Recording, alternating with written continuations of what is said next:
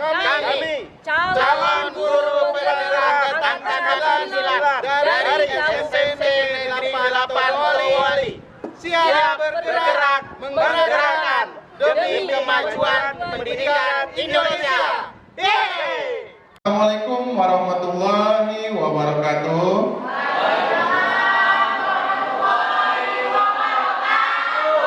Selamat pagi. Luar biasa. Kita cek dulu ini jargon ceria kita ya. Siapa kita? Sepeda.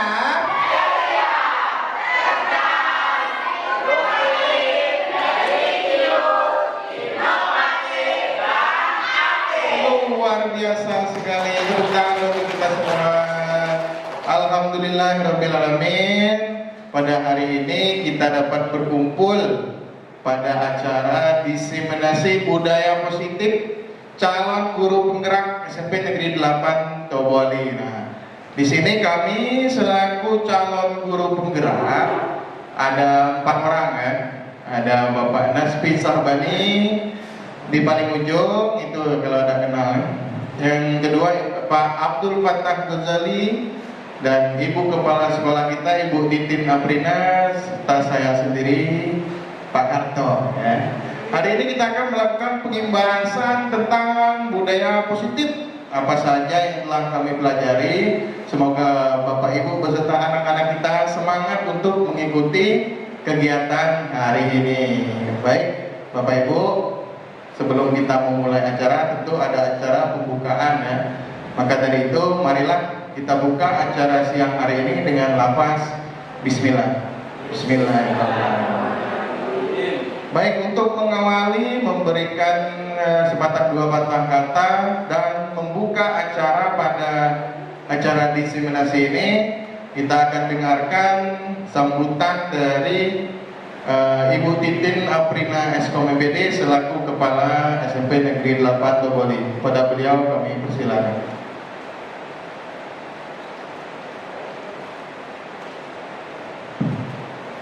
Terima kasih Pak Gatot atas kesempatan yang diberikan kepada saya untuk membuka kegiatan kita di pagi hari ini.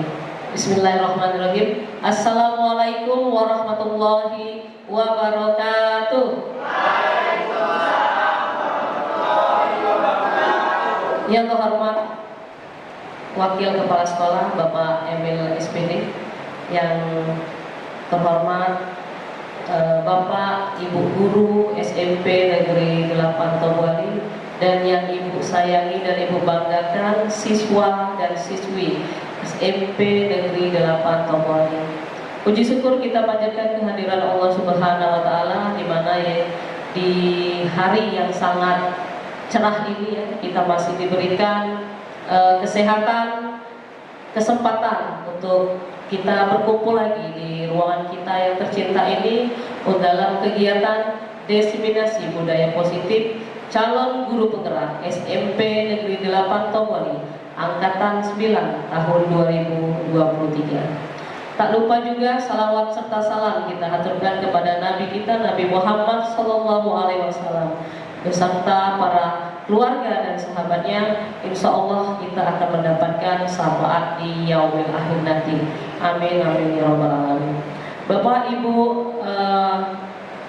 beserta siswa yang saya banggakan, alhamdulillah tiba juga hari ini adalah hari yang dinanti-nantikan oleh para calon guru penggerak di Angkatan 9 untuk dapat menyimbaskan atau mensosialisasikan kegiatan budaya positif khususnya di sekolah kita yang tercinta ini. Saya berharap dengan kegiatan diseminasi budaya positif semua warga khususnya SMP Negeri 8 Togowali ini dapat mengembangkan atau memajukan ya sekolah kita pada untuk jenjang yang lebih tinggi lagi. Dan Ibu harapkan dalam kegiatan sosialisasi diseminasi budaya positif Bapak Ibu dan para siswa dan siswi dapat mengikuti kegiatan ini dengan sebaik-baiknya. Mungkin itu saja yang dapat Ibu sampaikan. dengan mengucapkan Bismillahirrahmanirrahim. Diseminasi budaya positif calon guru penggerak SMP Negeri 8 Tobwali Angkatan 9 tahun 2023 secara resmi dibuka.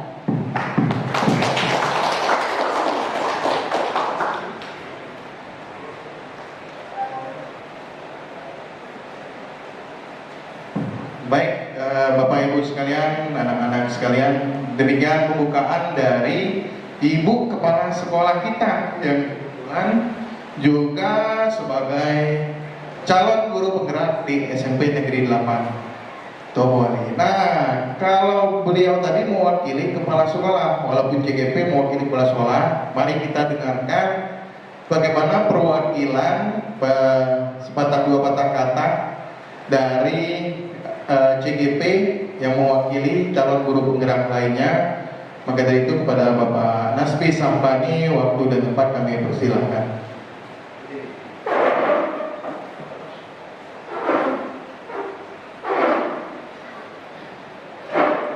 Bismillahirrahmanirrahim. Terima kasih atas Pak Karto atas kesempatan yang diberikan. Assalamualaikum warahmatullahi wabarakatuh.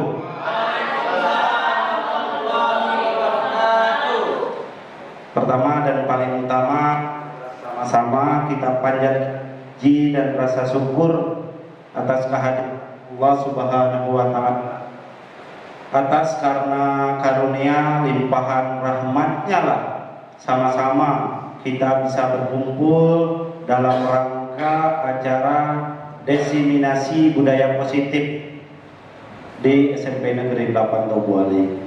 Salawat beriring salam tidak lupa kita hancur curahkan kepada junjungan kita, juru selamat kita, Nabi besar Muhammad SAW, karena berkat jasa beliaulah, berkat perjuangan beliaulah kemudian kita sama-sama hari ini menjadi pengikutnya, dan insya Allah di yaumil akhir nanti karena berkat syafaatnya kita sama-sama bisa selamat. Amin ya rabbal alamin. Yang saya hormati Ibu Kepala Sekolah di sini. Ibu Kepala Sekolah selain sebagai kepala sekolah juga sebagai calon guru penggerak. Jadi beliau ini merangkap dua untuk hari ini. Ya. Selanjutnya yang saya hormati Wakil Kepala Sekolah Bapak Emil Saputra. Ini ada jasa beliau sehingga kita berempat ini bisa sama-sama mengikut guru penggerak bersama dengan Ibu Tiara. Tepuk tangan terlebih dahulu untuk Bu Tiara dan Pak Emil. Luar biasa sekali, karena motivasi dan inspirasinya lah kita sama-sama mengikut. Dan ini di SMP Negeri 8 ini untuk di Bangka Selatan maupun di Bangka Belitung, calon guru penggerak yang satu sekolah banyak mungkin Pak Emil ya. Bangka Belitung ini yang terbanyak, luar biasa sekali ya. Dan doakan juga Bapak Ibu, semoga kita berempat ini dimudahkan dan dilancarkan untuk mengikuti setiap rangkaian kegiatan yang ada pada guru penggerak sampai akhir nanti. Mudah-mudahan lancar. Amin ya rabbal alamin. Bapak Ibu dan siswa-siswi sekalian, jadi sepatah dua patah untuk sambutan dari kami calon guru penggerak pada hari ini. Pertama, terima kasih yang perlu saya ucapkan atas support, dukungan yang selama ini diberikan.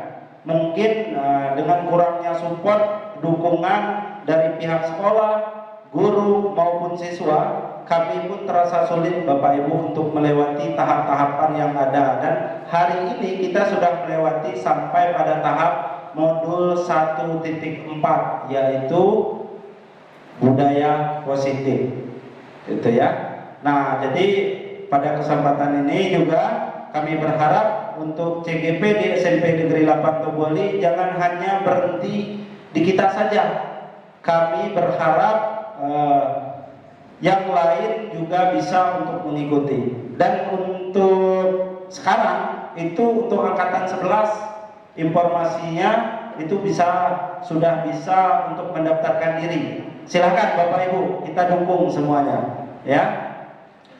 Jadi hanya sebatas itu mungkin untuk sambutan awal. mohon nanti untuk didiseminasi Bapak Ibu bagaimana nanti paradigma baru terhadap dunia pendidikan tentang pembelajaran baru, khususnya budaya positif, nanti bisa sama-sama kita adopsi dari pemikiran Ki Hajar Dewantara dan nantinya bisa kita implementasikan, kita aktualisasikan dalam dunia pendidikan terkhusus di SMP Negeri 8 Toboli. Mungkin hanya itu yang dapat saya sampaikan. Kurang dan lebih saya mohon maaf. Saya akhiri. Nasrun minallahi fathul qarib fabasyiril mu'minin fastabiqul khairat. Wassalamualaikum warahmatullahi wabarakatuh.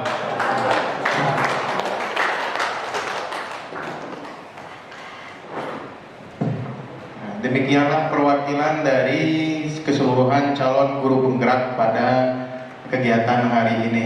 Kami sangat berharap terutama pada kegiatan hari ini kita sama-sama, bukan berarti kita menggurui ya, bukan berarti kita so hebat atau apa, tapi kita berdiskusi tentang budaya positif ini. Karena kita seru-seruan nanti Bapak Ibu ya, jangan terlalu tegang ya, jangan terlalu karena sudah kenyang, jadi harus semangat ya semuanya, jangan lesu-lesu. Baik Bapak Ibu, kita akan lanjutkan acara karena tanpa doa maka acara yang akan kita lakukan saya rasa walaupun berjalan dengan lancar juga tidak akan mendapat keberkahan. Maka dari itu, apapun itu, kita akan mewakili setiap kegiatan acara dengan doa. Untuk itu, kepada calon guru penggerak yang satu ini, Bapak Abdul Fattah Ghazali, kami mohonkan untuk memimpin doa. Kepada beliau kami persilakan.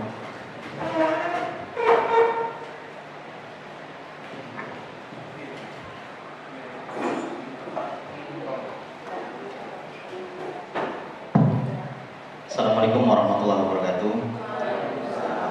Mari kita menundukkan kepala sejenak agar supaya kegiatan hari ini dilancarkan, kemudian diberikan keberkahan sehingga apa yang nanti kita diskusikan, apa yang nanti kita pelajari pada hari ini itu bisa bermanfaat bagi kita semua, terutama bagi kebaikan murid-murid kita nanti.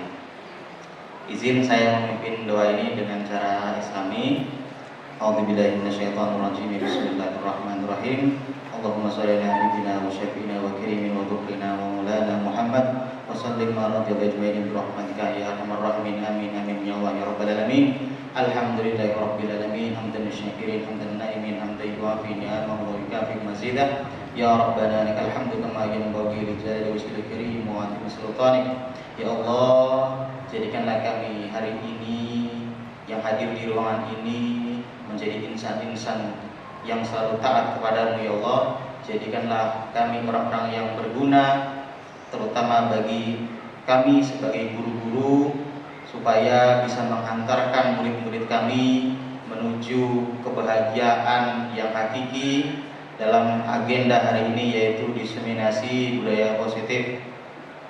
Mudah-mudahan kegiatan hari ini menjadi batu loncatan bagi kami untuk bisa berbakti dan taat kepadamu ya Allah. Allahumma arinal haqqa warzuqna ittiba'ah wa arinal batila batila warzuqna ijtinabah. Rabbana atina fid dunya hasanah wa fil akhirati hasanah wa qina adzabannar. Subhana rabbika rabbil izzati amma yasifun wa salamun alal mursalin walhamdulillahi rabbil alamin.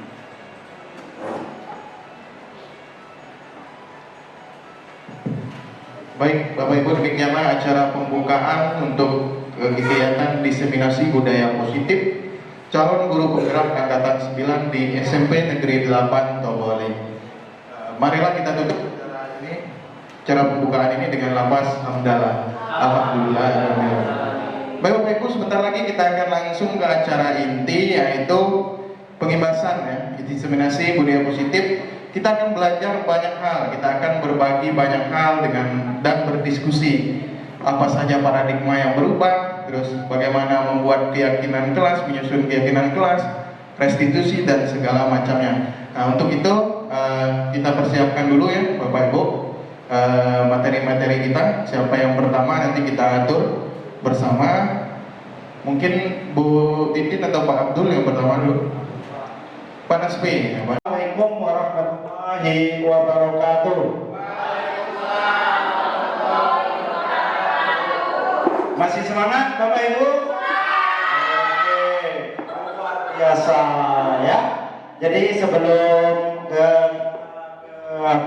materi, kita ada ice breaking. Ya. Ice breakingnya sederhana ya.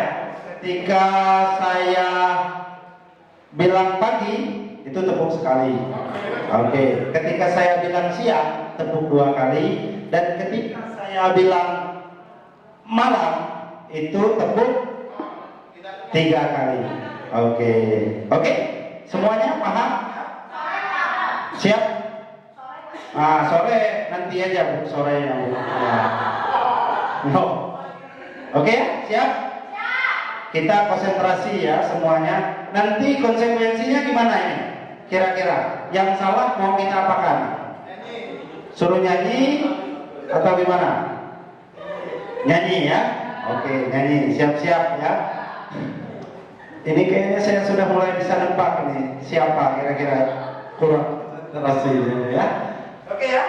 Siap semuanya? Dalam hitungan ketiga, 1, 2, 3. Pagi, siang, sore.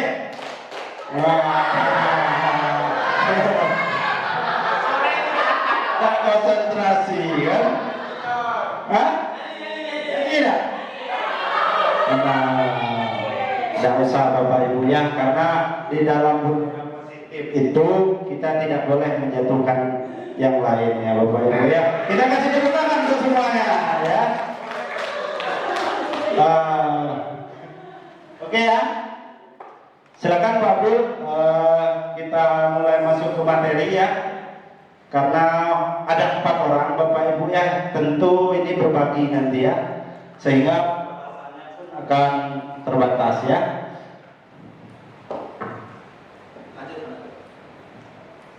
Oke, silakan Pak Abdul. Oke ya, bisa sama-sama fokus untuk ke depan. Kita lihat PowerPoint terlebih dahulu. Oke, tampilkan Pak Abdul. Oke, itu bisa dilihat berkaitan dengan materi pertama, diseminasi budaya positif. Saya kebetulan dapat berbagi materi itu dapat di disiplin positif ya, modul 1.4. Oke, next. Di sini kita bisa lihat pertama paradigma baru dalam dunia pendidikan. Jadi dalam pemikiran Ki Hajar Dewantara, saya rasa semuanya tahu ya Ki Hajar Dewantara. Siswa-siswi tahu gak? Siapa itu Ki Hajar Dewantara? Ki Hajar Dewantara? Siapa?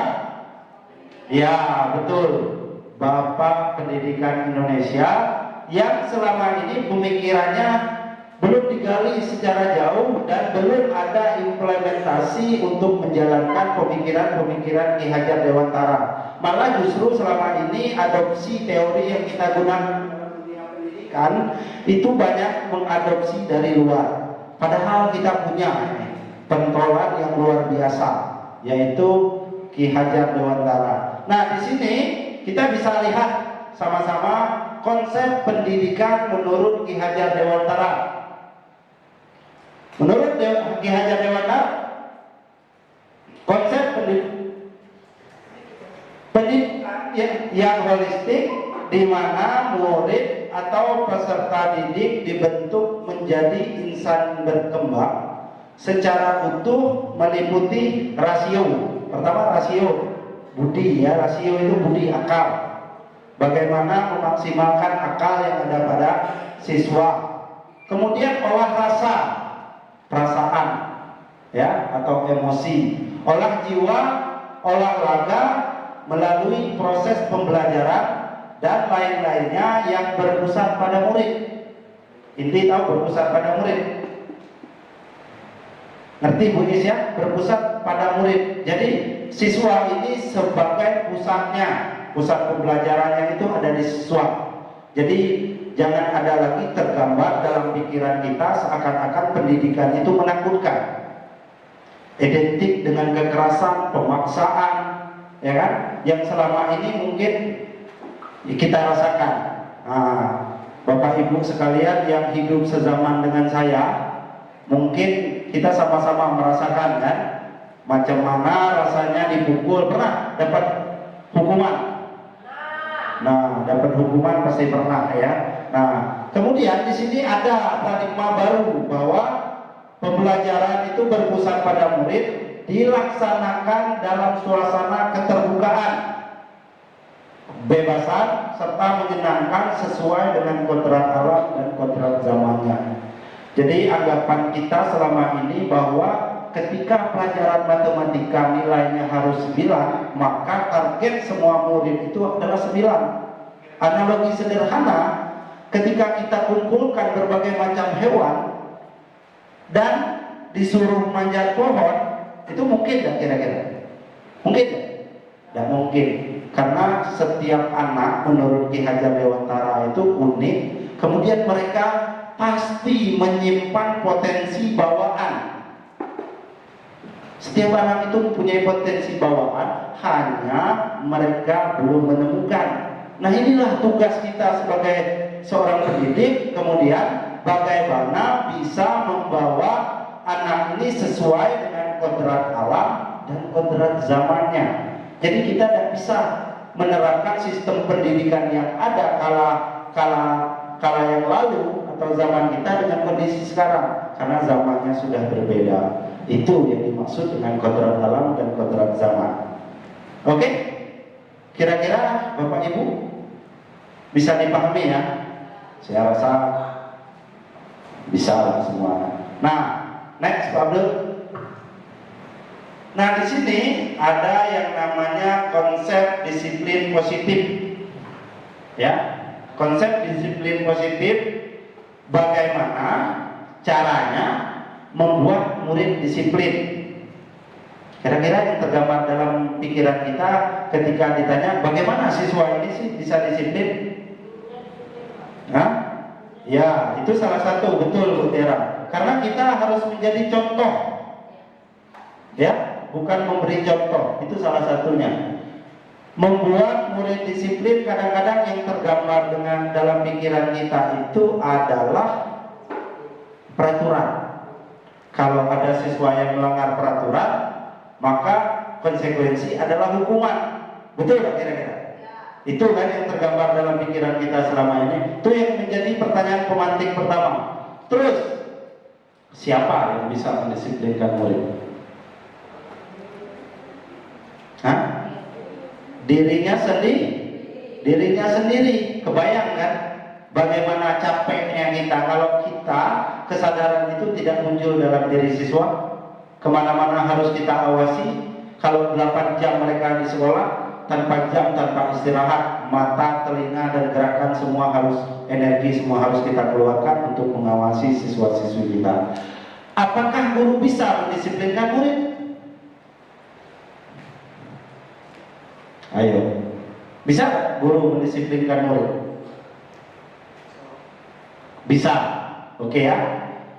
Bisa. Atau kepala sekolah yang bisa mendisiplinkan siswa ini, mendisiplinkan murid, atau orang tua murid, atau murid itu sendiri, dan mengapa? Nah, ini menjadi pertanyaan mendasar yang nantinya akan kita bahas bersama. Oke, next.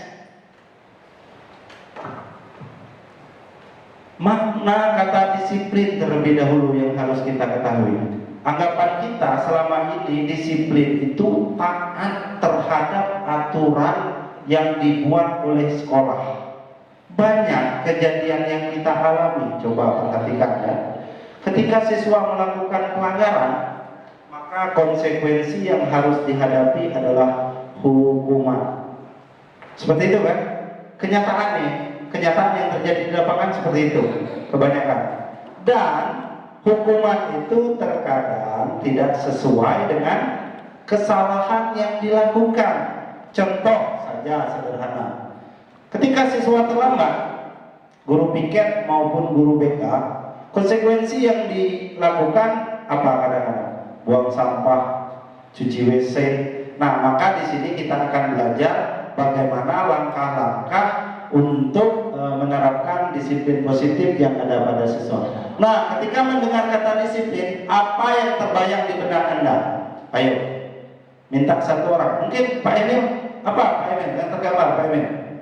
Ketika mendengar kata disiplin, Pak. Rapi, Pak. Rapi, ya betul, rapi ya. Terus Bu Iis? Tertib. Oke ya, tertib.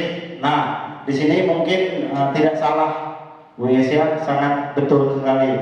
Coba kita baca bersama-sama. Mendengar kata disiplin, apa terbayang dalam benak Anda? Apa yang terlintas dalam pikiran Anda? Kebanyakan orang akan menghubungkan kata disiplin dengan kata tertib, teratur, dan kepatuhan pada peraturan. Itu yang tergambar dalam pikiran kita selama ini. Nah, kita lanjut. Kata disiplin juga sering dihubungkan dengan hukuman. Padahal itu sungguh berbeda. Ya, berbeda. Nah, justru itu adalah salah satu alternatif terakhir dan kalau perlu tidak digunakan sama sekali. Jadi macam mana ya Pak? Kalau misalkan hukuman tidak boleh, ya kan? Ketika melakukan pelanggaran tidak boleh, ya. Oke, next Pak Abdul. Oke, nah adapun kita bisa lihat untuk melakukan atau menertibkan siswa sebetulnya ada 3 motivasi perilaku manusia itu yang melatar belakangi mereka taat atau tidak terhadap aturan. Pertama, itu untuk menghindari ketidaknyamanan atau hukuman. Kadang-kadang siswa itu datang, dia melakukan kesalahan, cenderung dia menghindar, ya kan? Takut akan hukuman yang telah dia lakukan. Itu yang pertama, itu motivasi pertama, ya.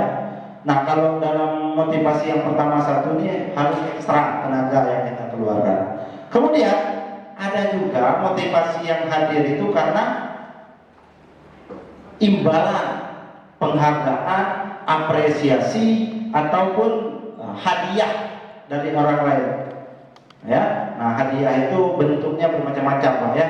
Dalam bentuk motivasi atau hadiah memang bentuk real ya. Umum lah ya, bisa semua ya, namanya hadiah. Nah, mendapatkan imbalan. Dan yang ketiga, untuk menjadi orang yang mereka inginkan dan menghargai diri sendiri dengan nilai-nilai yang mereka percaya. Nah, disinilah poin yang terpenting. Bagaimana kemudian kita mampu untuk menanamkan nilai-nilai kebenaran universal yang ada pada diri siswa, pada lingkungan, atau nilai universal ini artinya nilai yang diakui keberadaannya tanpa memandang agama, suku, ras, dan budaya. Contoh, kejujuran, kedisiplinan, ketertiban, misalkan kan. Nah, itu hadir dari diri mereka sendiri karena mereka taat terhadap keyakinan dan kebenaran yang ada pada diri mereka. Oke, next Pak Abdul. Ini bisa kita lihat untuk menghindari ketidaknyamanan atau hukuman. Ini motivasi yang pertama ya. Ini adalah tingkat terendah, tingkat yang paling rendah ya. Dari motivasi perilaku manusia itu takut akan hukuman. Ya. Jadi biasanya orang yang motivasi perilakunya untuk menghindari hukuman dan ketidaknyamanan akan bertanya apa yang terjadi bila saya tidak melakukannya. Nah, itu ya. Sebenarnya ya, mereka sedang menghindari permasalahan yang muncul yang berpengaruh fisik, psikologi maupun tidak terpenuhi kebutuhan mereka bila tidak mereka melakukan tindakan tersebut. Ya, itu motivasi yang pertama. Terus kita masuk ke motivasi kedua. Untuk mendapatkan imbalan atau penghargaan dari orang lain. Ini kaitan dengan prestasi kerja biasanya, apresiasi dari kepala sekolah kalau kita di sekolah tentunya ya. Kalau siswa pun sama, mungkin apresiasi dari gurunya ya. Maka kalau kita perhatikan juga, maka di dalam rankingan kelas itu ditiadakan sebetulnya untuk mengatasi kesenjangan itu sebetulnya. Karena antara hukuman dan apresiasi ya atau hadiah itu bedanya beda tipis Bapak Ibu ya. Oke ya. Terus satu tingkat di atas motivasi yang pertama, di sini orang berperilaku untuk mendapat imbalan penghargaan dari orang lain. Orang dengan motivasi ini akan bertanya, apa yang akan saya dapat apabila saya melakukannya? Kira-kira seperti itu. Bisa dipahami Bapak Ibu ya? Siswa-siswi sekalian mengerti? Mengerti. Dan yang terakhir, untuk menjadi orang yang mereka inginkan, menghargai diri sendiri dengan nilai yang mereka percaya. Nah, yang kita harapkan pada tingkatan inilah, ketika motivasi internal yang ada pada diri siswa itu sudah terbangun, sehingga setiap aturan yang kita buat, kita tidak perlu terlalu bekerja ekstra, tetapi mereka akan bertindak karena itu sudah dari diri mereka sendiri. Kira-kira seperti itu Bapak Ibu ya. Untuk sesi ini gimana Pak Karto? Nanti buat sesi pertanyaan atau gimana? Nanti terakhir ya. Demikian pembahasan dari saya tentang disiplin positif. Lebih kurang saya mohon maaf. Yang baik mohon untuk diambil, yang buruk tinggalkan jauh-jauh Bapak Ibu ya. Tak ada gading yang tak retak Bapak Ibu. Setiap manusia tidak ada sempurna. Sama juga saya di sini. Saya akhiri. Wassalamualaikum warahmatullahi wabarakatuh. Kita akan mendengarkan dari Bapak Abdul Fattah Ghazali terkait teori motivasi dan seterusnya. Pada beliau kami persilakan. Cek. Terima kasih Pak Karto. Assalamualaikum warahmatullahi wabarakatuh.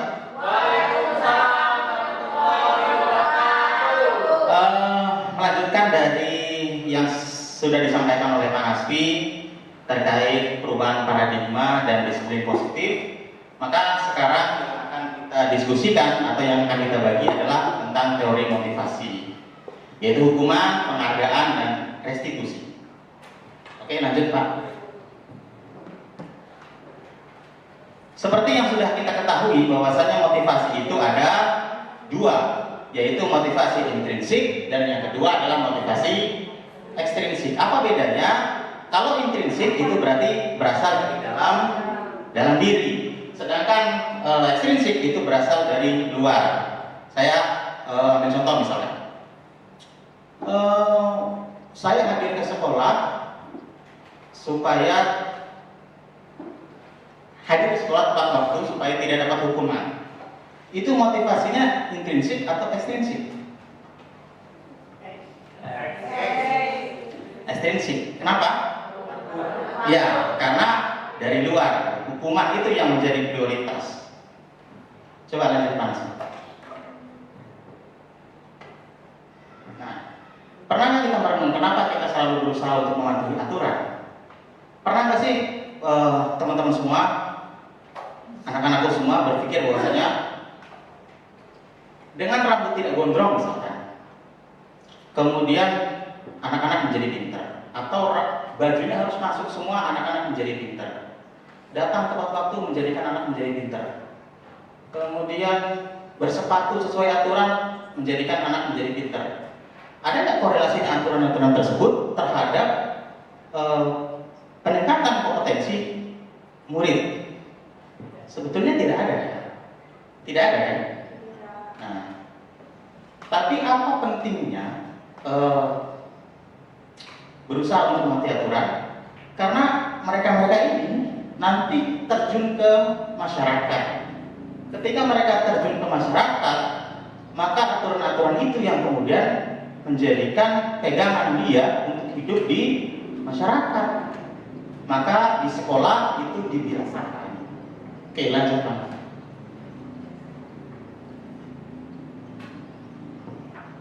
Teori motivasi itu ada 3 menurut dosen dalam bukunya Restructuring School Discipline menyatakan ada 3 motivasi perilaku manusia. Yang pertama, untuk menghindari ketidaknyamanan atau menghindari hukuman.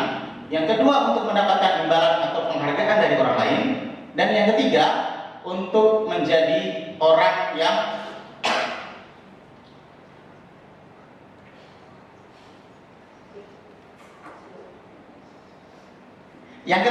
untuk menjadi orang yang mereka inginkan dan menghargai diri sendiri dengan nilai-nilai yang mereka percayai.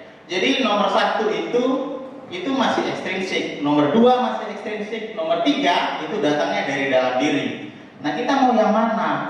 Tentu sebagai manusia yang merdeka, maka nomor 3 itu adalah pilihan terbaik karena motivasinya dari dalam diri dan itu akan melekat selamanya. Oke, lanjut Mas.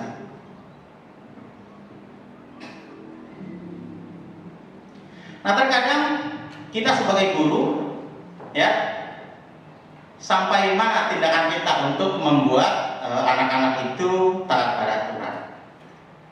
Hukuman kah? Konsekuensi atau restitusi?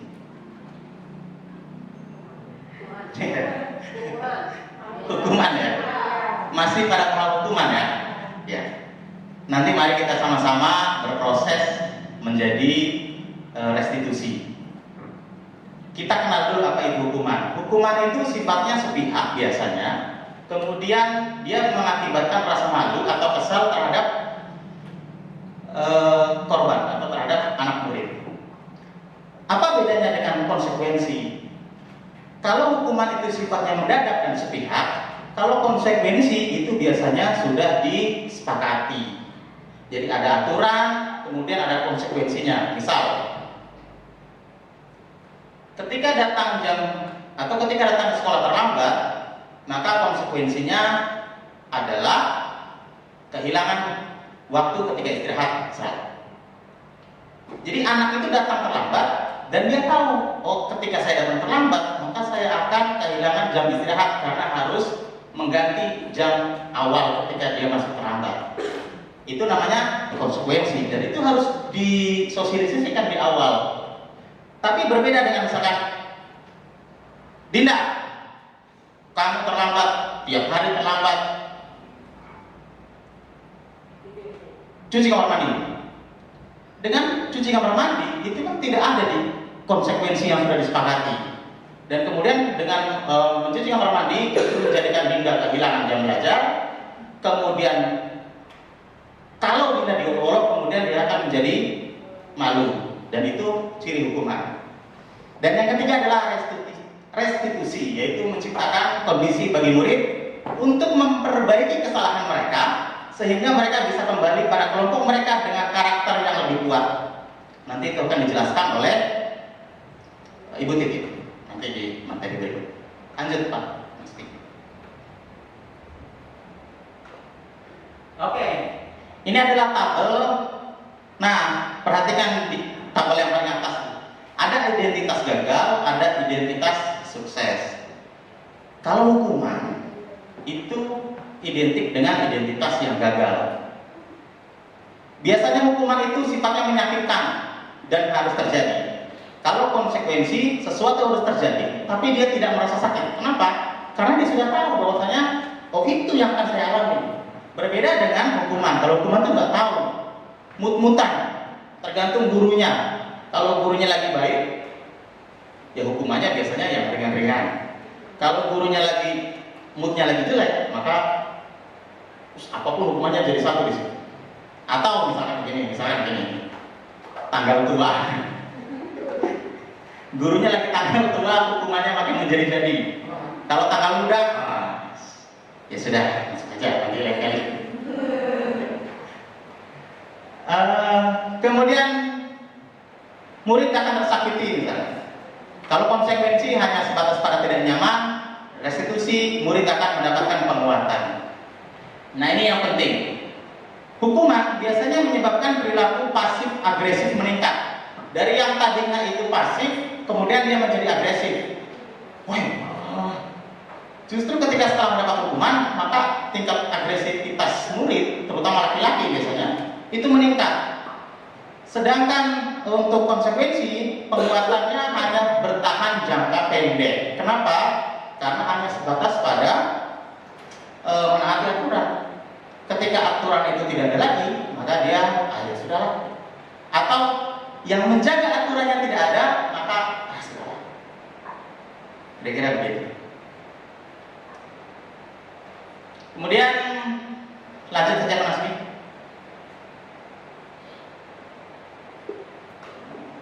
Ada lagi yang kira-kira penting. Nah ini, hukuman biasanya dibuat oleh guru sepihak, ya, guru yang terlibat pada saat itu.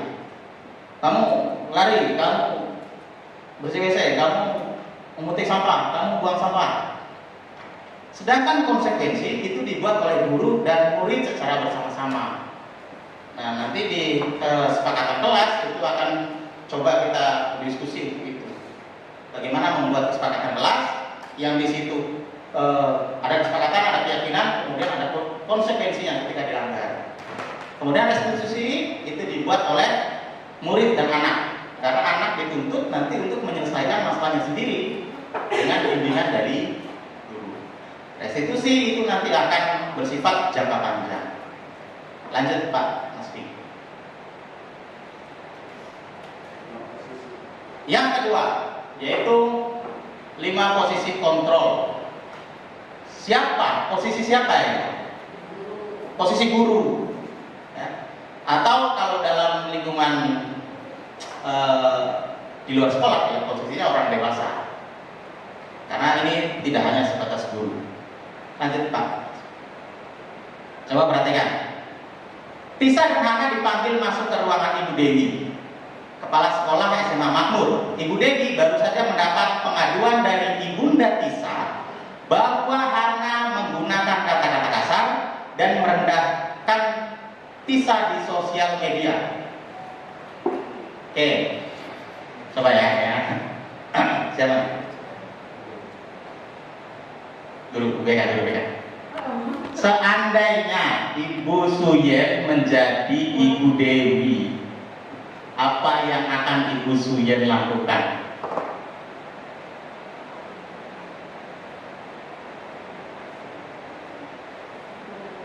Iya.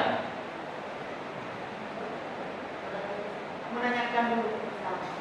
Menanyakan. Oke. Sip. Tepuk tangan buat Bu Suyen. Seandainya Bu Suyen jadi Bu Dewi, mengkonfirmasi dulu, menanyakan dulu bagaimana kronologi kejadiannya. Habis itu, habis itu tergantung jawaban yang ditanya. Lanjut Pak Nasri. Lanjut Pak Nasri. Oke. Nah, ada 5 posisi kontrol menurut Bosen. Yang pertama kita sebagai penghukum, yang kedua pembuat rasa bersalah, yang ketiga kita sebagai teman, yang keempat sebagai pemantau, dan yang kelima sebagai manajer. Ya, ingat 5 saja posisi kontrol.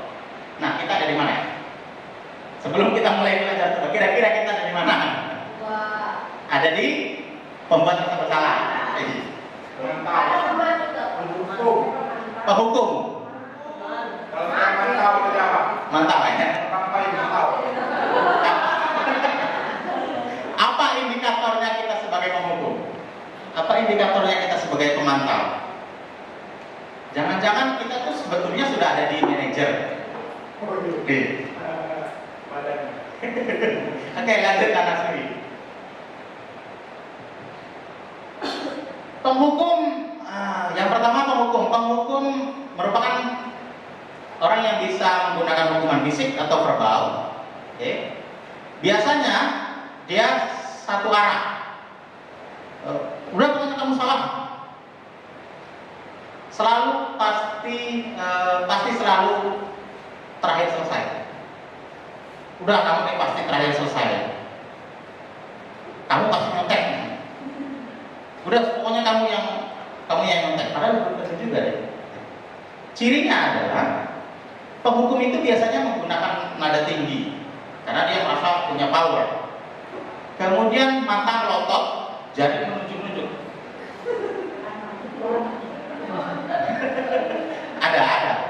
Ada. Oh. pasti terlambat lagi, tiap hari terlambat.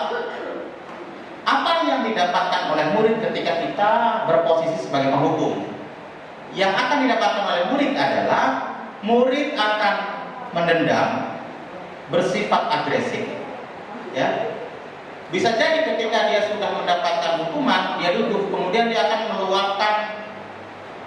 meluapkan terhadap mejanya, bukunya, atau bahkan mungkin terhadap mobil dan motor gurunya.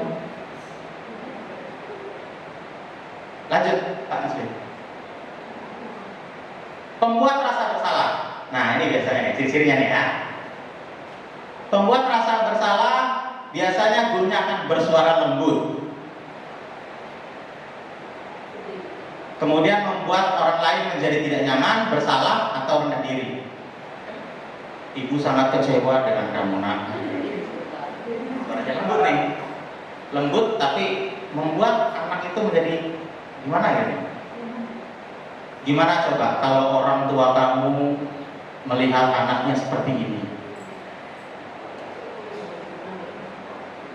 Nadanya positif, nadanya lembut, halus. Tapi apa yang didapatkan murid?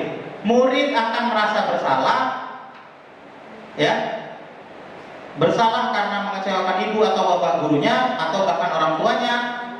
Kemudian kadang-kala sikap semacam ini justru lebih berbahaya daripada penghukum. Bagi orang-orang yang lebih berperasaan, dia akan mendoktrin dirinya bahwasanya, oh ya ternyata saya ini orang yang gagal, saya ini orang yang tidak bisa membahagiakan orang tua, saya ini justru bisa jadi lebih bahaya daripada penghukum yang tadi. Kalau penghukum itu misalnya bla bla bla selesai. Tapi kalau bagi orang-orang yang berperasaan atau perasaannya lembut, maka akan berdampak sekali. Lanjut Pak. Yang ketiga sebagai teman. Nah biasanya guru-guru yang apa ya, yang enjoy gitu ya, yang kemudian memiliki kedekatan dengan anak muridnya, itu biasanya ada di posisi sini. Ayolah bantulah demi bapak nih, paling ada kasihan kan bapaknya. Bapaknya lah datang pagi-pagi ke aku datang.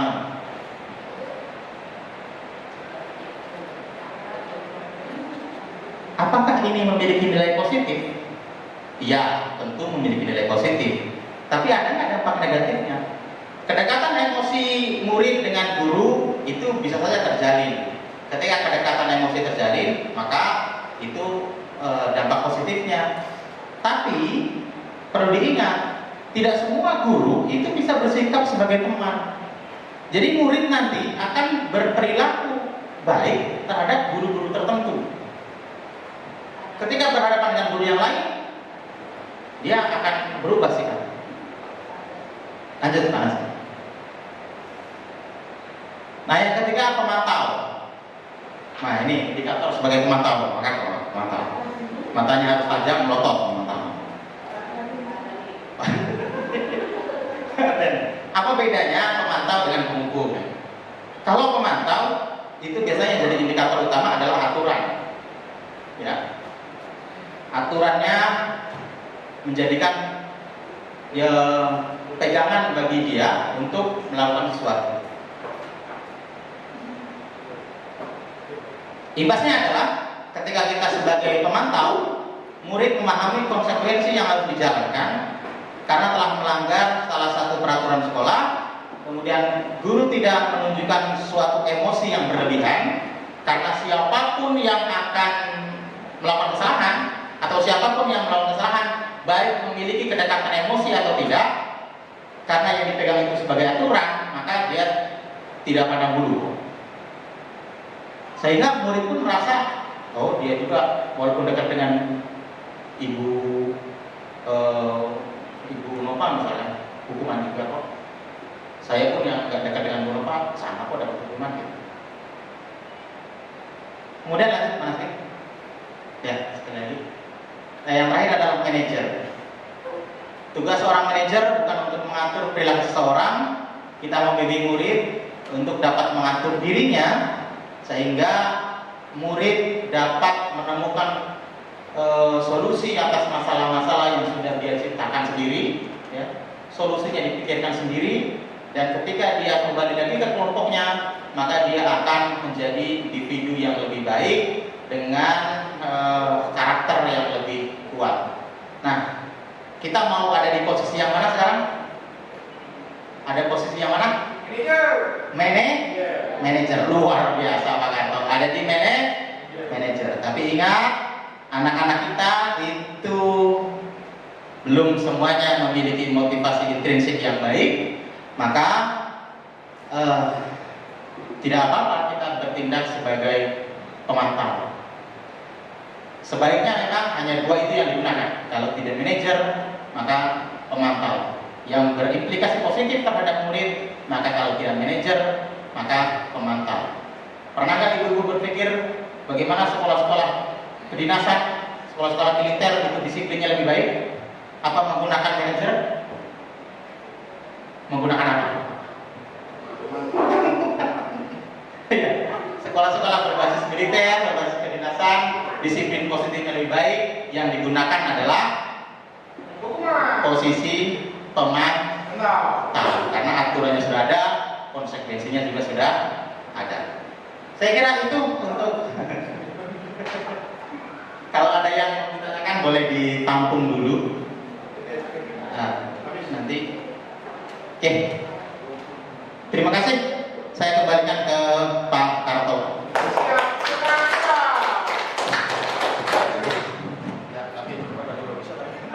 Jadi tentang materi 5 posisi kontrol dan motivasi luar biasa sekali untuk Bapak Ibu.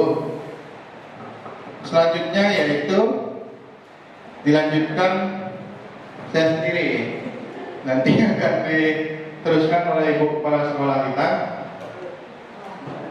Oke, kita lanjut main semuanya, santai ya. Sebelum sambil menunggu Pak Naspi, operator yang kurang begitu di sini. Jadi kita main dulu. Kita stretching dulu. Itu jangan tidur. Aduh, baru jam 8 pagi ya tidur. Kita akan main, tidak usah susah-susah. Kita terapi ketawa. Oh, ketawa tahu kan? Gitu. Sampai selepas-lepasnya kita ketawa. Dalam hitungan 3 ya. 1, 2, 3. Terus. Ayo.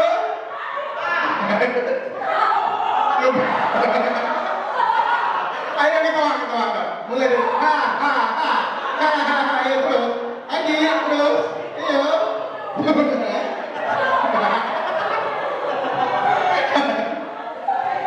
Ayo semuanya. Nah, berarti yang tidak ketawa ini kurang bahagia. Prinsip kita sebagai guru itu membuat kebahagiaan. Sudah siap Pak Nasmi? Nah ini saya. Ini saya. Luar biasa saya. Guru besar, badan besar. Lanjut Pak Nasmi. Hari ini tidak usah dibahas ini, tidak perlu ya, sudah kenal. Lanjut.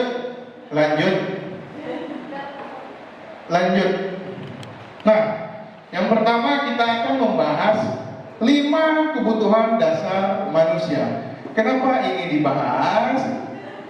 Lanjut dari materi Pak Abdul tadi, bahwa sumber dari suatu masalah itu adanya kebutuhan yang tidak terpenuhi. Kalau di situ dituliskan, ketika kita mendapatkan sesuatu berarti kita sudah memenuhi minimal 1 kebutuhan dasar kita. Misal begaji ya, mendapatkan uang, minimal 1 untuk memenuhi kebutuhan lainnya. Apa saja 5 kebutuhan dasar manusia? Yang pertama, bertahan hidup. Nah, lanjut Pak Nasmi. Bertahan hidup. Nah, bertahan hidup ini berhubungan dengan fisik, makan, rumah, dan kesehatan. Kenapa ini? Kalau tidak terpenuhi, maka banyak masalah-masalah yang timbul. Ya, banyak ya? Demi makanan sesuap nasi itu bisa terjadi hal-hal yang tidak diinginkan. apalagi demi rumah di luar saudara-saudara kita kan, demi mempertahankan rumah, ya ada Pak Nasbi, sampai berdarah-darah. Lanjut Pak Nasbi, nggak usah. Nah, kasih sayang dan rasa terima kasih, rasa diterima, rasa diterima, kasih sayang dan rasa diterima. Kenapa ini penting? Kasih sayang ini penting karena kalau tidak terpenuhi muncul masalah-masalah baru. Contoh, ada yang bertunangan di sini? Pacaran? Ada dong. Pacaran. Saya pernah baca anak-anak yang pacaran, bertunang bahasa kita, itu karena kebutuhan kasih sayang dari bapaknya, kalau yang laki-laki ya. Bapaknya itu kurang dipenuhi pada saat seusia mereka, maka mereka mencari kasih sayang di luar, diterima di luar, dikasihi, ulang tahun diberi hadiah, ulang tahun anniversary diberi motor, sementara bapaknya tidak mampu, bukan tidak mau, tapi tidak mampu, pacarnya mampu, makanya timbul masalah. Lanjut, Pak Nasir. Kebebasan, nah yang ketiga kebebasan. Kebebasan ini jangan sampai kebablasan. Ini yang penting untuk anak-anak. Kebutuhan kebebasan yang tinggi menginginkan pilihan kepada mereka. Mereka ingin mencoba-coba, terus menginginkan hal-hal yang banyak bergerak. Maka dari itu kalau anak yang seperti ini kita suruh catat, tulis di papan tulis, mereka akan malas-malasan karena kebutuhan mereka adalah kebebasan. Terus lanjut. Nah ini yang paling banyak dicari, kebutuhan untuk mencari kesenangan dengan bermain seperti terapi kita tadi. Kalau yang tidak bisa tertawa dari dia Anggi, kawan itu berarti kebutuhan kesenangannya hari ini belum terpenuhi. Nah, entah belum di WA dia, tidak tahu ya. Lanjut, dan cepat ya. Penguasaan, nah, orang yang seperti ini adalah orang yang menggebu-gebu untuk menjadi yang terbaik di kelas ataupun dimanapun itu, menjadi sesuatu yang ingin menguasai kelas dan lain sebagainya.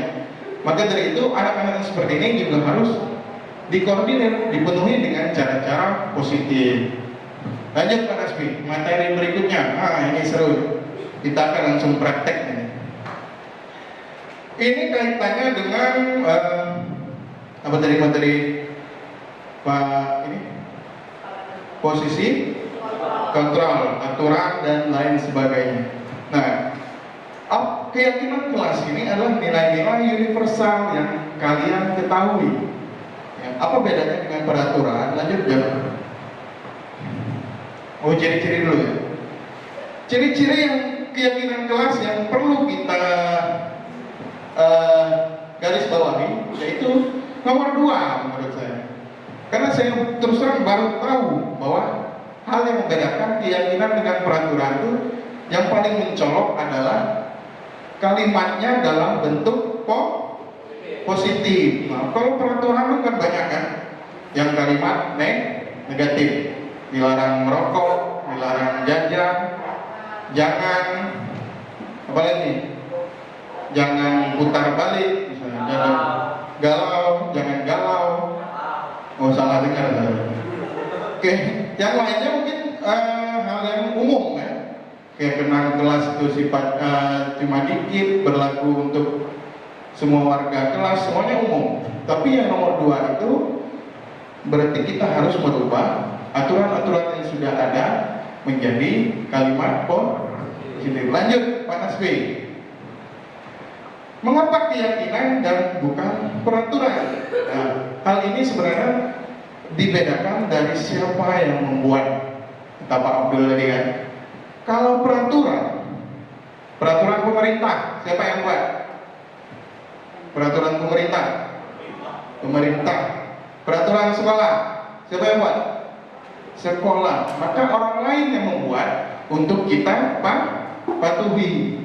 Nah, sedangkan keyakinan Keyakinan ini berdasarkan kepercayaan individu, kita sepakati bersama, terus kita cari kalimat-kalimat positifnya, maka menjadilah keyakinan ke.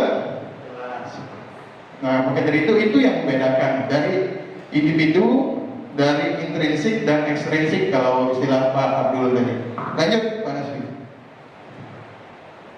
Nah, ini nilai kebajikan di keyakinan yang ingin kita cari.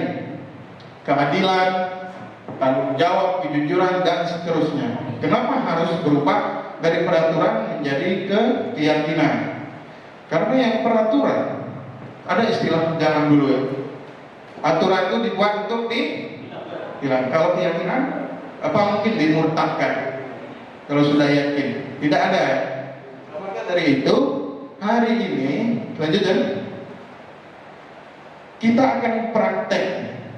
Itu contohnya, peraturan dilarang buang sampah sembarangan, lalu dirubah keyakinan, jagalah kebersihan lingkungan sekolah, kalimat positif. Nilai kebajikan yang ingin kita cari adalah kesehatan. Nah, hari ini mari kita menyusun keyakinan kelas. Oke, Bapak Ibu siap? Mana nih? Kok kosong? Oh iya. Oke, ada pulpen masing-masing kan? Kalau ada, beli kita dulu. Bagi dulu, tulis satu saja per orang. Aturan satu. Tulis, siswa, guru, aturan yang kalian ingat di sekolah kita. Aturan ya, belum keyakinan, ya, peraturan. Ya, peraturan dulu.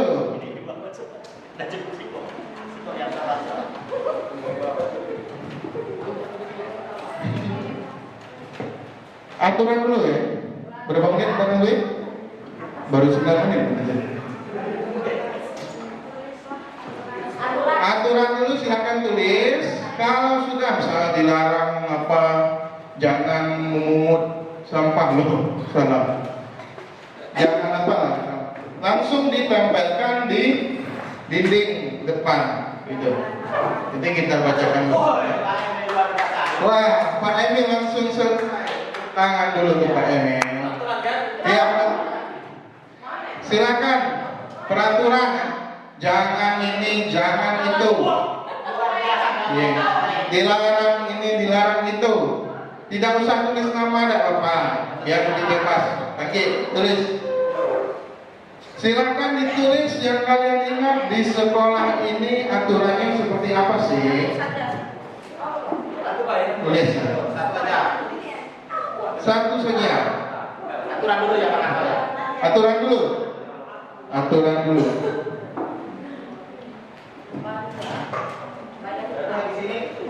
Ya. Bagi lagi.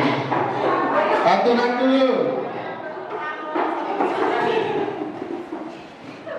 Nanti. Ingat-ingat ya aturan yang ditulis, ingat-ingat. Nanti dulu keyakinannya.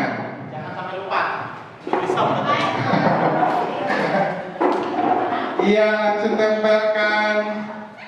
Dari foto nih, waktu nempel.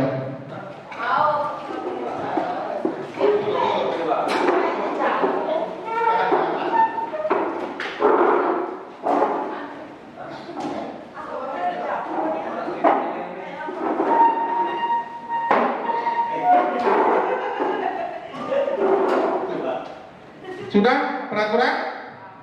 Sudah. Saya bacakan dulu. Sambil di situ dibakukan lagi ya, ditulis. Nah, sekarang kalian pikirkan. Oke, semuanya sudah. Nah,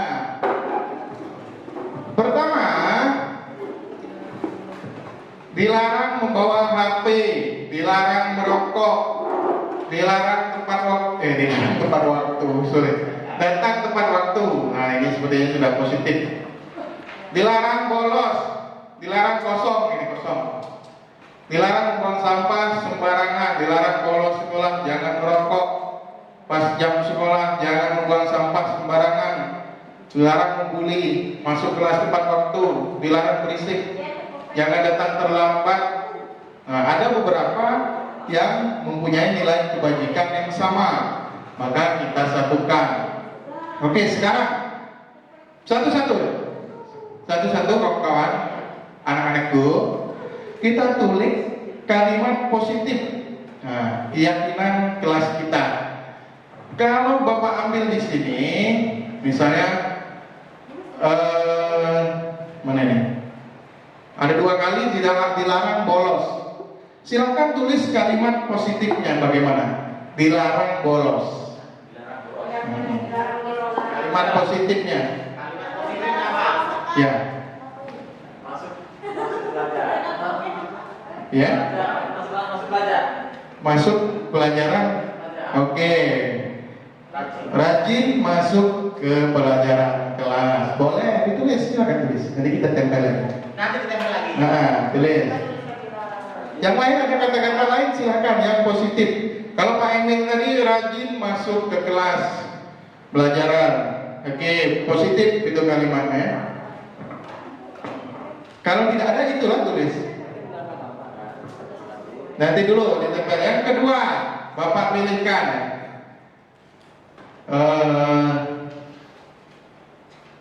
Yang mana ini? Didatangkan kepada waktu. Dilarang membuli teman. Apa kalimat positifnya? Dilarang membuli teman. Apa? Apa? Oke. Kalimat yang pertama yaitu dilarang bolos. Rajin masuk ke kelas. Silakan tulis. Rajin masuk ke kelas. Yang kedua,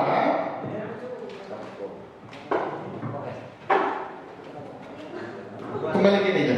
Slide ini. Slide belum mundur. Oke. Tunggu. Dilarang membuli.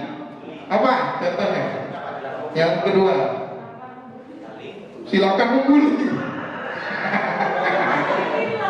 Kalimat positifnya saling menghargai, saling menyayangi, saling mencintai sesama teman, sesama guru, berempati. Silakan tulis. Nah, kita ambil 2 ini saja yang telah kita rubah. Oke, silakan tempelkan kembali di dinding kehormatan. Silakan yang sudah. Boleh di sini keyakinan kelasnya sebelah sini. Ini saling mencintai. Ayo. Silakan tempel di dinding sebelah sini. Jangan membuli teman. Oke. Dah? Membuli. Kata positifnya apa?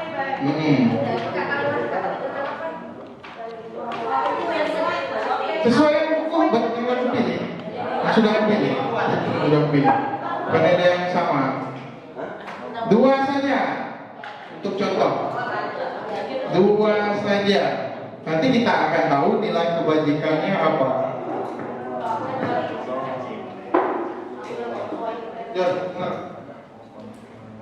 Ya, mana yang lain? Jadi, ke nilai kebajikan.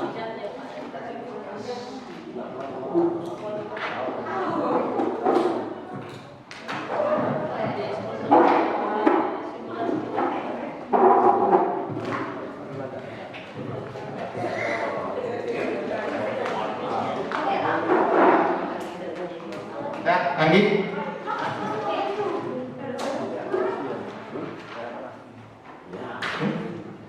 Maka kita sudah mendapatkan 2 keyakinan kelas hari ini. 2 keyakinan kelas yang kalimatnya kita lihat dulu. Kita diskusikan bersama. Kita diskusikan bersama.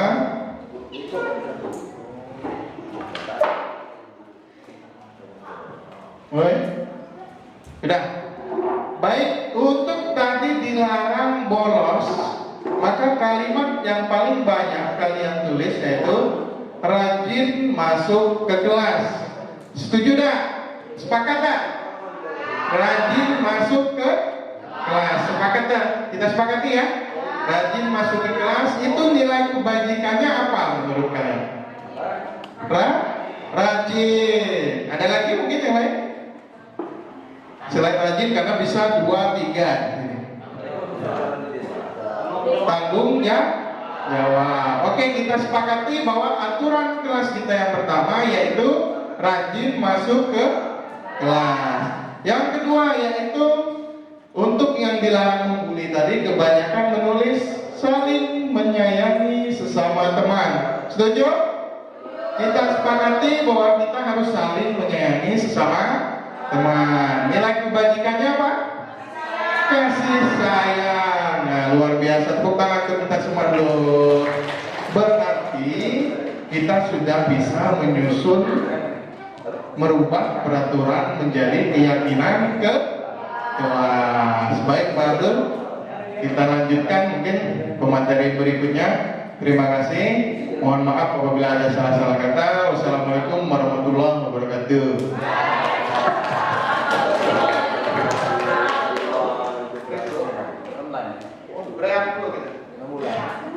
Dari semua yang kita pelajari tadi, maka kita akan bermuara ke segitiga restitusi. Apa itu segitiga restitusi akan dijelaskan oleh Ibu Titin Aprina selaku kepala sekolah juga, selaku CGP kita juga. Mari kita dengarkan dengan seksama. Kepada beliau kami persilakan. Terima kasih Pak Karto. Masih semangat? Masih semangat. Dari narasumber pertama, kedua, ketiga, ini kayaknya masih lemas semua. Sekarang kita berdiri semuanya. Masih ingat ya lagu Profil Pancasila? Masih ingat. Oke, sekarang kita nyanyi sama-sama ya. Oke? Mulai. 1, 2, 3. Belajar Pancasila, beriman dan bertakwa pada Tuhan Yang Esa, dan berakhlak mulia, keberdekaan global, gotong royong mandiri, kreatif dan bernalar niti. Sekali lagi, belajar Pancasila, beriman dan bertakwa pada Tuhan Yang Esa, dan berakhlak mulia, berkeroyokan global, gotong royong mandiri, kreatif dan bernalar niti. Terima kasih. Tepuk tangan untuk kita semua. Baik. Hebat semua. Sedikit lagi. Oke ya. Kita lanjut ke pemaparan kita yang selanjutnya. Jadi ibu kebagian di sini oleh ketiga Pandawa kita di sekolah kita itu restitusi. Jadi di sini apa itu segitiga restitusi? Ada 3 langkah. Yang pertama, segitiga restitusi itu adalah proses untuk menciptakan kondisi bagi murid untuk memperbaiki kesalahan mereka sehingga mereka bisa kembali pada kelompok mereka dengan karakter yang lebih kuat. Nah, di sini ada langkah-langkah segitiga restitusi. Yang pertama, menstabilkan identitas. Yang kedua, menanyakan validasi tindakan yang salah. Dan ketiga, menanyakan keyakinan. Nah, Bapak Ibu, mungkin kita di sini sudah mengalami tentang kegiatan restitusi, segitiga restitusi ini ya. Jadi lanjutkan, menstabilkan identitas. Bagian dasar dari segitiga restitusi bertujuan untuk mengubah identitas anak dari orang yang gagal karena melakukan kesalahan menjadi orang yang sukses. Kita di sini sudah tahu ya bahwa siswa-siswi kita tidak menutup kemungkinan masih ada yang memiliki kesalahan. Bukan berarti siswa kita yang mempunyai kesalahan itu siswa yang bisa dikategorikan sebagai siswa yang bandel, tidak. Tetapi kita di sini ingin memberikan siswa tersebut kesempatan untuk menyadari apa kesalahan atau apa yang mereka butuhkan pada saat kita mendidik siswa tersebut. Lanjut Pak.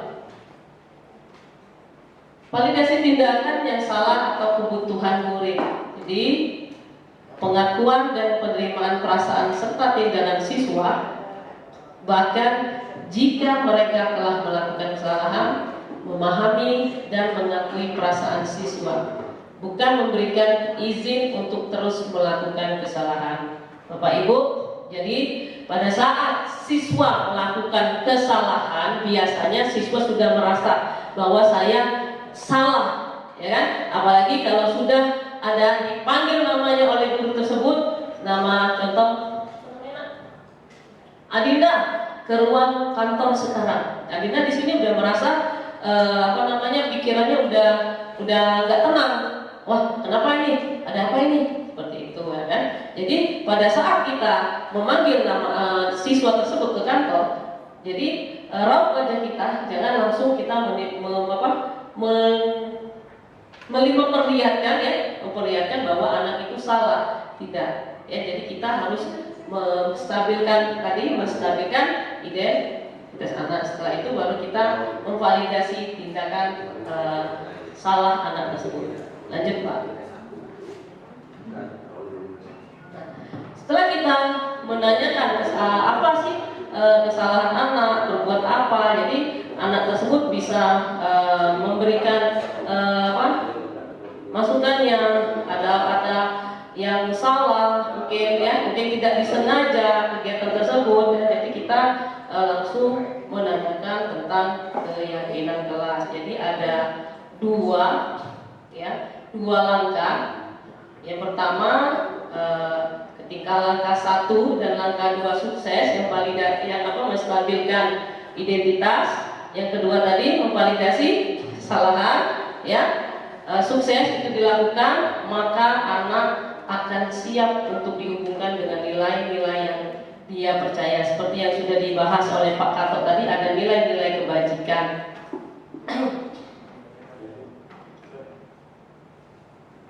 Nah, ini adalah segitiga restitusi. Jadi di sini bentuknya ke bawah, segitiga ke bawah. Yang pertama menstabilkan identitas. Jadi setiap menanyakan bahwa setiap orang pasti pernah melakukan kesalahan. Jadi tidak ada manusia yang tidak sempurna, tidak ada manusia yang tidak berbuat salah.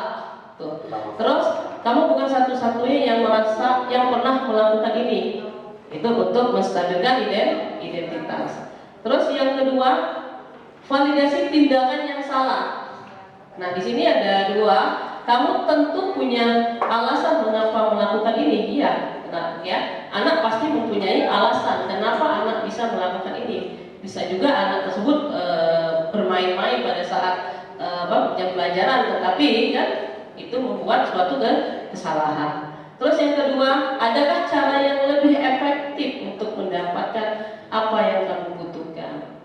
Itu untuk validasi tindakan yang salah. Terus selanjutnya menanyakan keyakinan kepada siswa.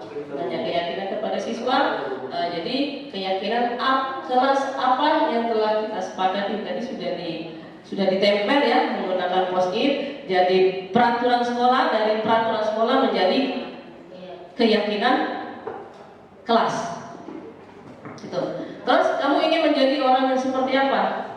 Apakah kamu bisa tidak mengulangi kesalahan itu kembali?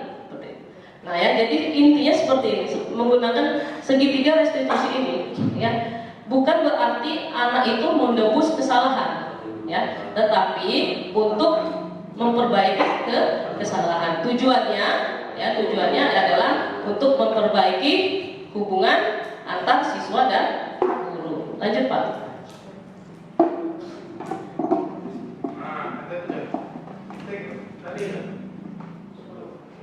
Nah, ini adalah contoh praktek segitiga restitusi. Oke, kita dengarkan dulu. Nanti kita akan melihat apakah nilai kebajikan ya yang sudah dipraktekkan oleh siswa tersebut. Nanti saya minta pendapat dengan Bapak Ibu guru di sini ya tentang kasus yang pertama menggunakan segitiga restitusi. Ada suara Pak?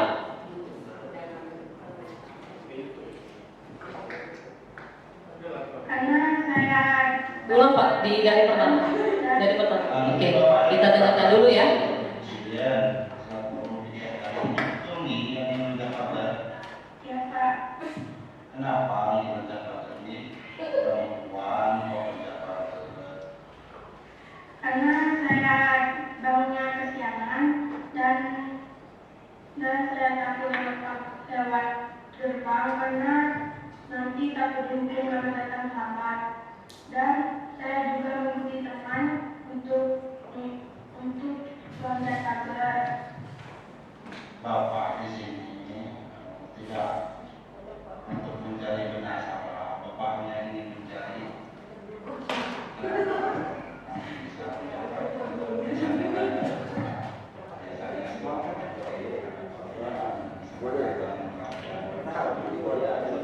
anggaran yang dilakukan salah. Ya Pak, saya minta maaf. Kamu ingat kan kesepakatan kelas yang telah kita bahas? Ya Pak, datang tepat waktu. Setelah ini janji ya tidak untuk mengulangi kesalahan yang sama.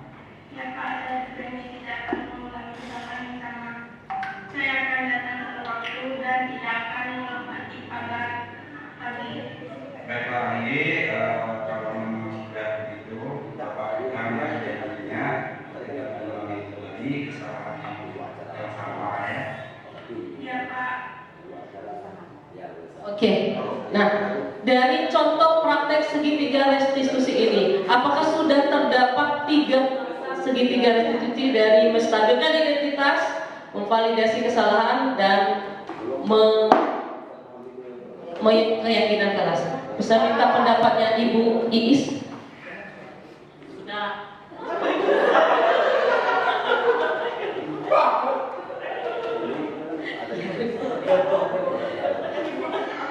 Bu Tiara boleh menambahkan? Sudah Bu, Pak Nasmi luar biasa dari sudah diawali dengan apa yang menstabilkan identitas dulu. Jadi anak ini siswa ini terlihat tidak ada rasa takut tapi lebih tenang ketika ditanya itu kan. Jadi di awal tenang, Pak Nasminya nggak langsung menjudge atau menuduh anak itu dengan kesalahannya. Kemudian sudah ada pada tindakannya kenapa dipanggil dan lain sebagainya, dan akhirnya menanyakan tentang keyakinan kelas yang telah disepakati. Dan yang luar biasanya ini Pak Nasmi diakhiri dengan apa ya, seperti ada ini ya ke anaknya biar nanti tidak mengulangi lagi. Jadi segitiga restitusinya sudah berjalan dengan baik Bu. Terima kasih. Oke, tepuk tangan dulu untuk Bu Tiara. Ya, jadi intinya peran guru dan orang tua ini harus saling berkomunikasi untuk supaya anak-anak siswa-siswi kita di SMP Kelapa Turbol ini terjaga keamanan dan kenyamanannya di lingkungan sekolah. Nah, nanti setelah ini akan kita coba praktekkan permasalahan atau kasus ya untuk menggunakan segitiga restitusi seperti itu. Nanti bisa Bu Iis ya mencari sebagai guru ya, Bu Iis sebagai guru, siswanya boleh Kak Tesa boleh.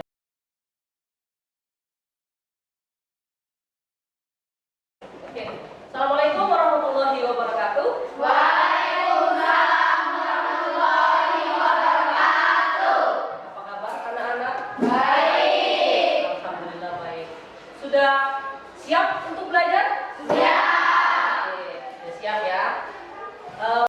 Baik, sebelum kita masuk materi kita di pelajaran kita, ada baik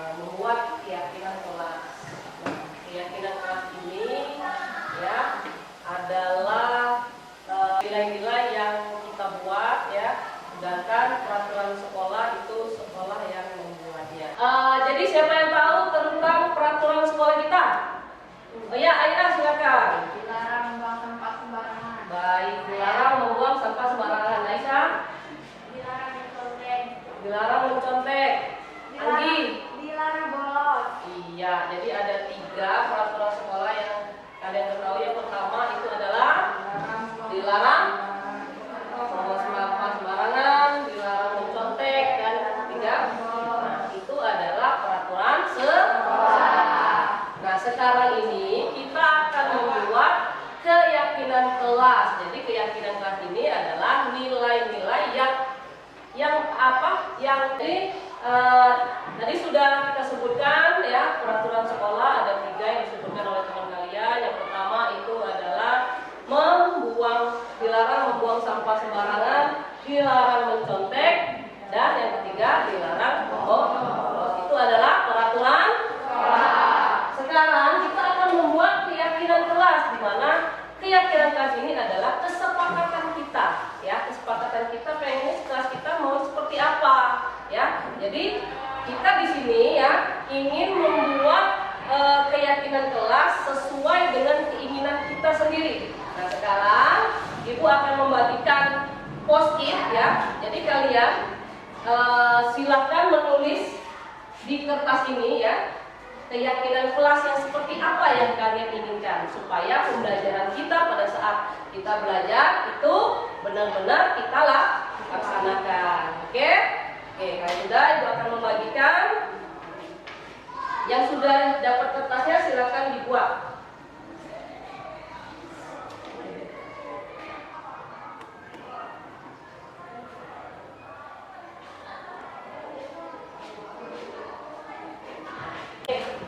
Sudah semua menuliskan keyakinan kelas kalian? Sudah. Kalau sudah, silakan kalian kertasnya ditempelkan di papan tulis. Ya, silakan.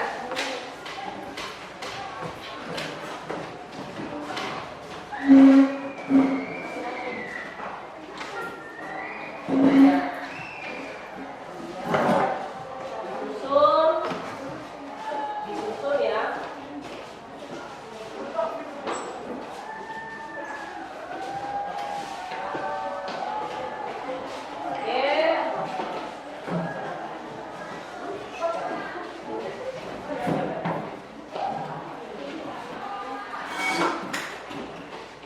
Baik, sudah semua? Sudah semua ya. Nah, kalian sudah membuat keyakinan kelas dengan penilaian kalian sendiri. Sekarang Ibu akan membacakan dulu apa saja keyakinan kelas yang kalian buat. Yang pertama adalah membuang sampah ke tempatnya, mengikuti aturan sekolah, misalnya saling menyayangi sesama teman. Terus ada juga berdoa sebelum belajar, pulang tepat waktu, saling menghargai sesama teman.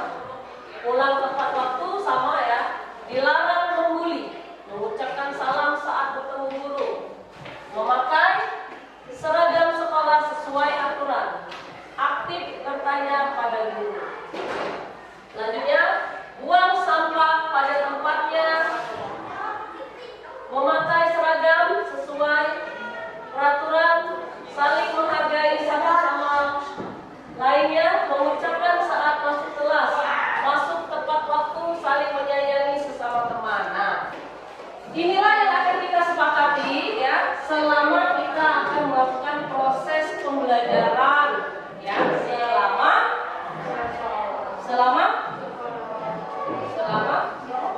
Sekolah. ya, selama kita berada di sekolah. Kalian sudah di sini sudah bagus ya, sudah membuat keyakinan kelasnya. Jadi kuharapkan kalian tidak ada lagi yang melanggar tata tertib sekolah, karena kita sudah membuat keyakinan kelas sesuai dengan keinginan kita. Itu. Baik, Ibu rasa cukup ya untuk materi kita hari ini tentang keyakinan kelas ya. Ibu harapkan apa yang sudah kalian tanamkan untuk kalian terapkan pada saat pembelajaran dapat sesuai dengan apa yang kita harapkan. Terima kasih ya anak-anak ya. Ibu harapkan kalian bisa menjaga keyakinan kelas kalian. Ibu akhiri, wabillahi taufiq wal hidayah. Wassalamualaikum warahmatullahi wabarakatuh.